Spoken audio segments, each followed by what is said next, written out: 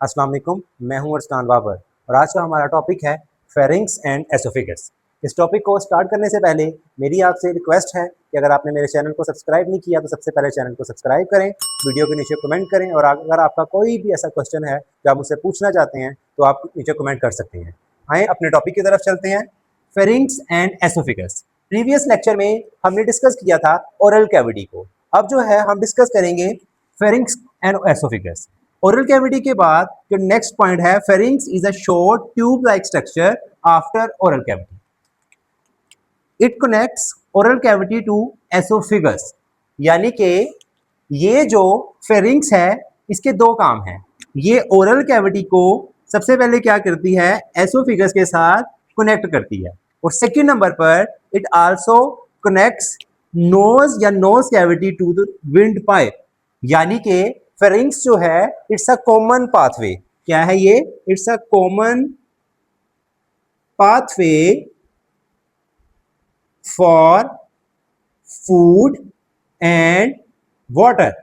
यानी कि ये पानी, ये फूड, वाटर और एयर, इसके लिए कॉमन पाथवे है। दोनों चीजों के लिए फूड भी गुजर सकती है और इसमें से एयर भी पास आउट होती है। ये कनेक्शन है, इट्स अ जंक्शन। अब यहां पर देखिएगा, जब फूड जो है ओरल कैविटी से फेरिंग्स के अंदर आती है तो यहां पर आपको पता है कि ओरल कैविटी में पार्शियल डाइजेशन हो रही थी, तो यही पार्शियल डाइजेशन जो है वो कंटिन्यू रहती है एसोफेगस के अंदर। अब यहां पर इंपॉर्टेंस ऑफ फेरिंग्स क्या है? फेरिंग्स की इंपॉर्टेंस को अगर देखें हम तो सबसे पहले फेरिंग्स क्या करती है, prevents entry of food into lungs. ये फूड की एंट्री को रोकती है कि वो लंग्स में जा ना सके। अब ऐसे इसके पास क्या चीज होती है जिसकी मदद से ये उसको रोकती है? तो बेटा याद रखिएगा, यहां मैंने एक डायग्राम बनाई है।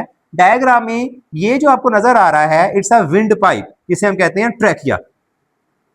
ट्रैकिया जो है ये एक विंड पाइप है और यहां पर देखिएगा इस ट्रैकिया की ये जो ओपनिंग है, इस ओपनिंग को हम सिंपली नाम देते हैं ग्लोटस। ग्लोटस जो है ये ओपनिंग है ट्रैकिया की और इसके ऊपर एक लिड लाइक स्ट्रक्चर पड़ा होता है। लिड का मतलब ढक्कन की तरह का।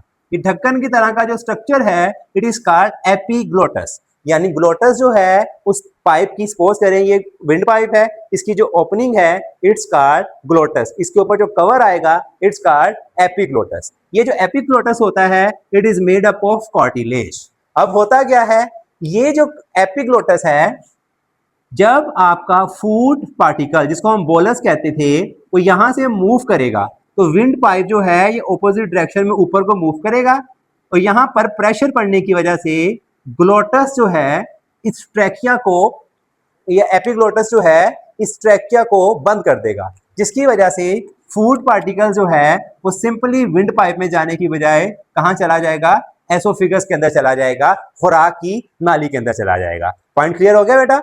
और उसी के साथ देखिएगा, जैसे ही हमारी फूड जो है एसोफेगस के अंदर एंटर होगी तो हम ये क्या करेगी, यहां पर भी पार्शियल डाइजेशन कंटिन्यू रहेगी। हम देखते हैं एसोफेगस क्या होती है। एसोफेगस जो है it's a long tube structure that connects pharynx to stomach.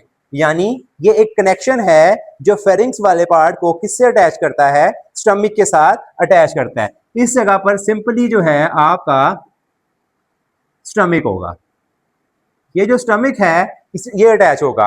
अब यहां पर देखिएगा इसकी लेंथ कितनी होती है, ऑलमोस्ट जो एसोफेगस है उसकी लेंथ 25 सेंटीमीटर होती है।